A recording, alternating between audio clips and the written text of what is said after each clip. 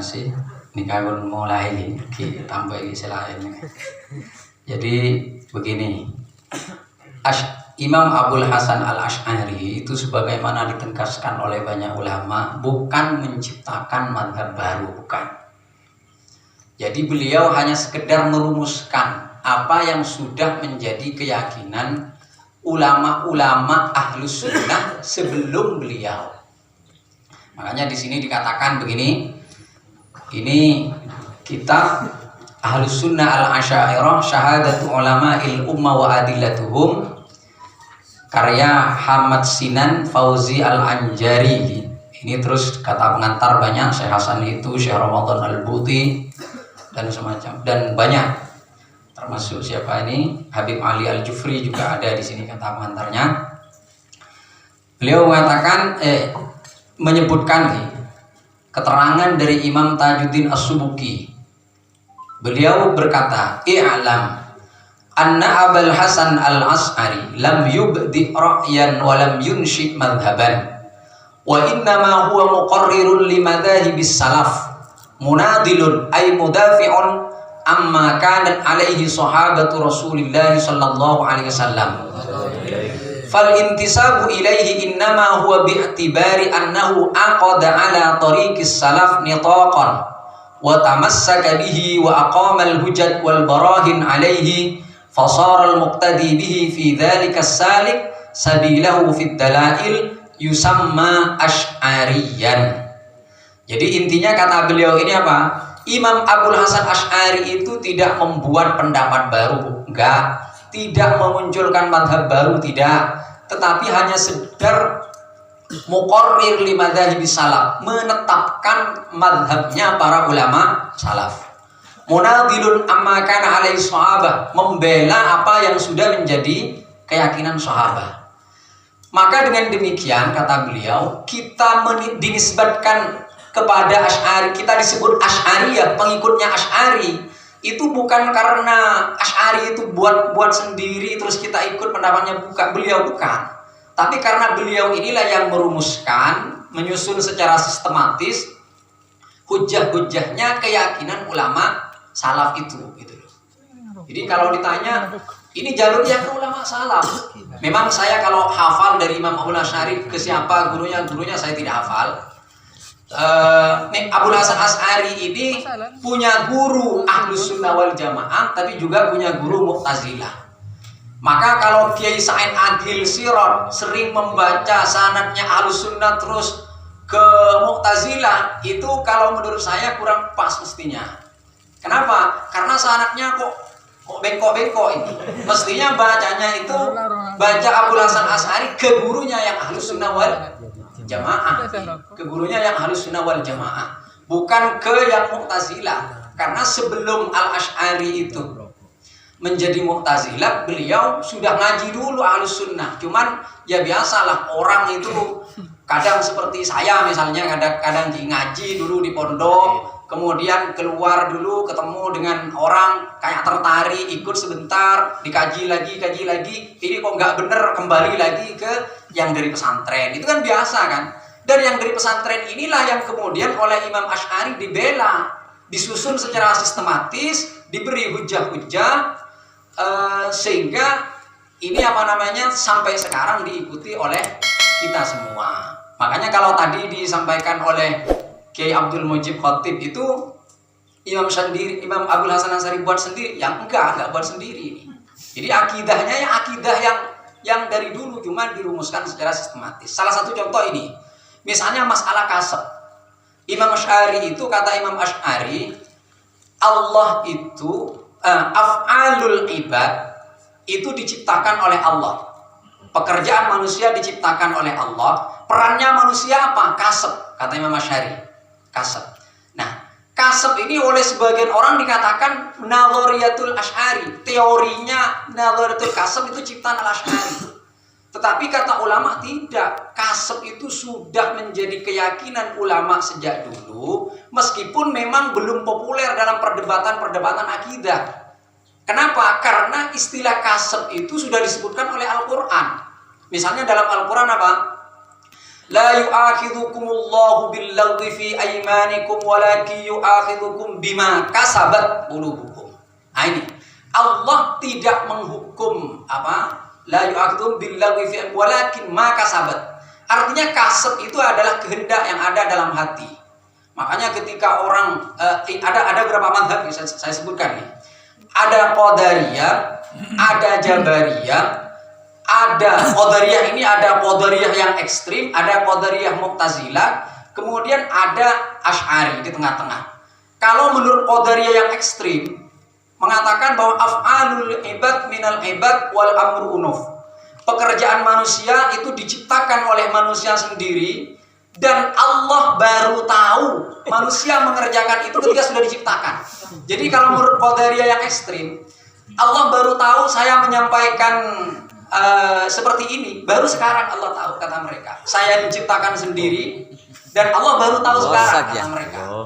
Kalau sebaliknya, kalau Mu'tazilah enggak, af'alul ibad minal ibad, tetapi Allah sudah tahu. Allah sudah tahu kalau saya ini nanti akan mengerjakan seperti ini. Tetapi yang menciptakan pekerjaan ini adalah saya. Adalah saya manusia ini, manusia sendiri. Itu kata Mu'tazilah. Makanya Mu'tazilah tidak dikafirkan. Karena tetap mengaitkan kepada Allah. Dan kudrah, saya mampu melakukan seperti ini diberikan oleh Allah. Mu'tazilah tidak dikafirkan oleh Ahlussunnah. Kalau Jabariyah, enggak. Pekerjaan manusia itu diciptakan oleh Allah dan manusia tidak punya pilihan sama sekali. Bagaikan wayang di tangan dalang. Kalau kata Jabariyah.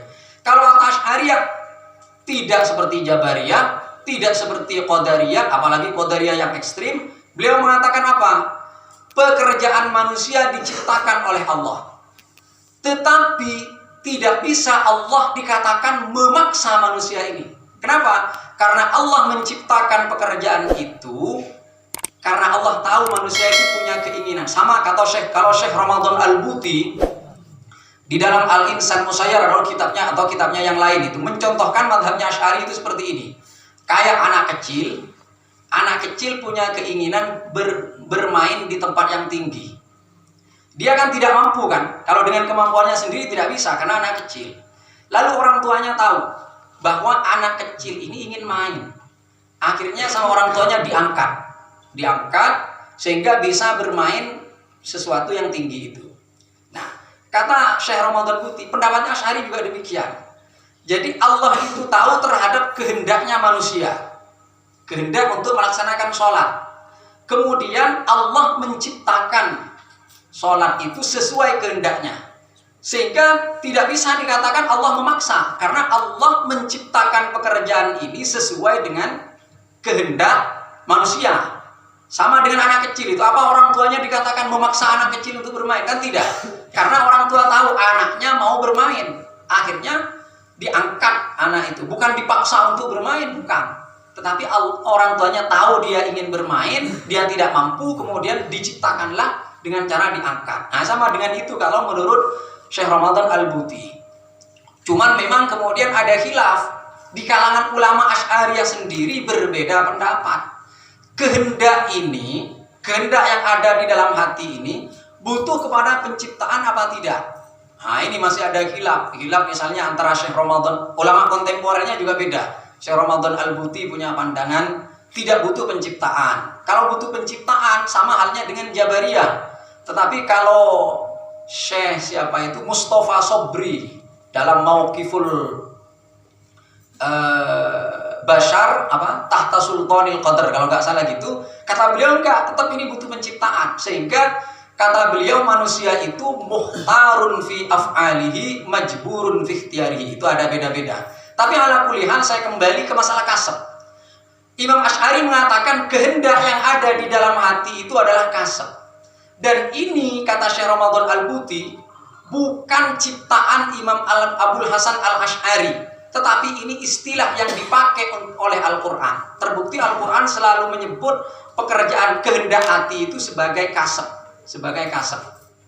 Dan banyak hadis juga bisa dilihat di dalam di dalam kitabnya beliau Al-Insan Musayyar Am Mukhayyar, yang pada intinya bahwa Imam Asy'ari bukan menciptakan mazhab baru, bukan menciptakan pendapat baru, tapi hanya sekedar merumuskan, kemudian memberikan argumen-argumen yang rasional, yang masuk akal, sehingga bisa diterima oleh masyarakat secara umum. Mungkin seperti itu yang bisa saya sampaikan, ditambahi oleh beliau.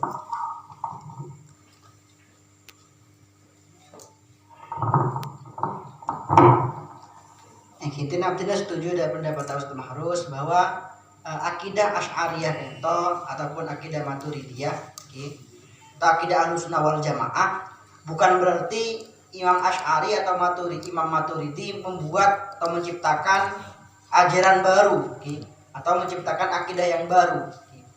Hanya saja kenapa akidah kento dinisbatkan kepada beliau berdua, karena beliau berdua kento yang merumuskan, membukukan dan membela akidah-akidah yang selama ini diyakini Rasulullah, juga diyakini para sahabat dan tabi'in ketika pada zaman tersebut sedang gencar-gencarnya akidah-akidah sesat seperti Mu'tazilah dan lain sebagainya.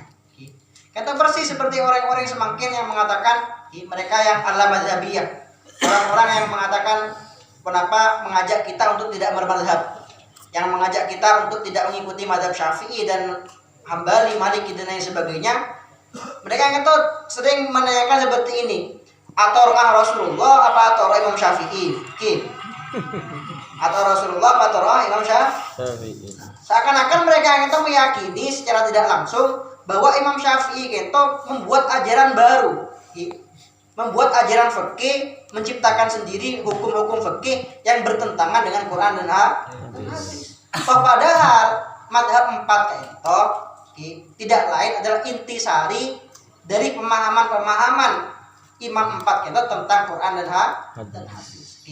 Sami pole akadi rotib haddad, akadi rotib atos. Itu bukan ciptaan mereka.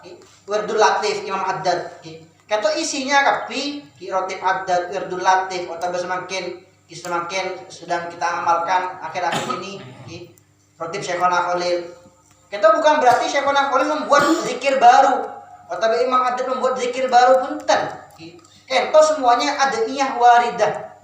Semua adalah doa-doa yang berdasarkan hadis, doa-doa yang memiliki dalil langsung diajarkan oleh Rasulullah SAW. Akan tetapi dinisbatkan kepada mereka dinamakan rotib haddad, rotib atos, rotib Syekhona Khalil karena mereka itu yang menyusun. Karena mereka itu yang menulis dan membukukan, bukan berarti mereka membuat doa-doa baru dalam Islam punten.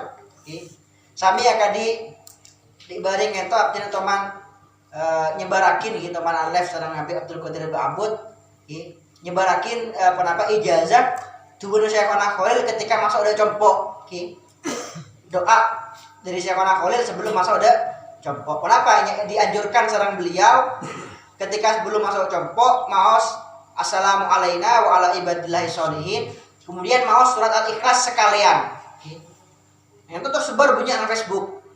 Pas bade orang yang komen, waduh apa jiro teman ya ciri Rasulullah, jebon atau Rasulullah atau Syekhona Khalil jebon.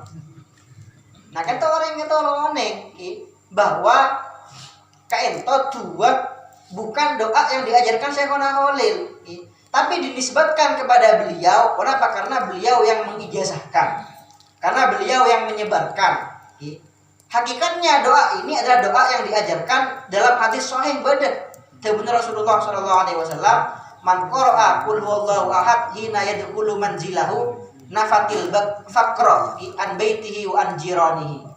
Karena Syekhona Khalil keto adabu sebagaimana dinukil sareng balaki abdina Ki Haji Khalil Yasin, doa keto fatwa dari Syekhona Khalil tebun beliau, siapa orang semacat dua riang sebelum masuk ke Roma, maka orang dia bakal jember rezekina sampai ali kili dan para tetanggana.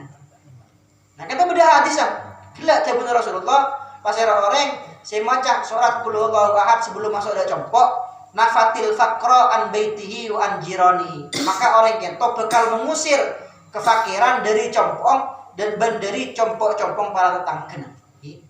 Jadi mustahil para ulama, para kiai kita dalam organisasi kita Nahdlatul Ulama mengajarkan sesuatu yang bertentangan dengan Quran dan hadis. Sesobung dalil bae mustahil, apalagi sampai bertentangan dengan Quran dan hadis. Jadi entok untuk urusan nisbat, para ulama kita tidak mengajarkan ajaran yang baru yang bertentangan dengan Quran dan hadis, akan tetapi terkadang seringkali dinisbatkan kepada mereka karena mereka yang merangkum, karena mereka yang menyusun, atau karena mereka yang merumuskan seperti itu.